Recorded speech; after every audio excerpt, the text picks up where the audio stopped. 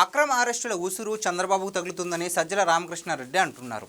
అదే ఉసురు వాళ్ళకి తగిలి అరెస్టులు అవుతున్నారని మాత్రం సజ్జలు అనుకోవడం లేదు. పోలీసుల్ని 5 సంవత్సరాల పాటు గుప్పెట్లో పెట్టుకుని ఎవరిని అరెస్ట్ చేయాలో జాబితా రాసుకుని తప్పుడు కేసులు పెట్టి శుక్రవారం రాత్రి ఇంటిగోడలు దూకి అరెస్టులు చేసేవారు. అప్పటిదాకా అక్కడే ఉన్నా సరే ఎక్కడికైనా వెళ్లేందుకు ఎయిర్పోర్టుకు వెళ్తే అక్కడికి వెళ్ళి అరెస్ట్ చేసి తీసుకువచ్చేవారు.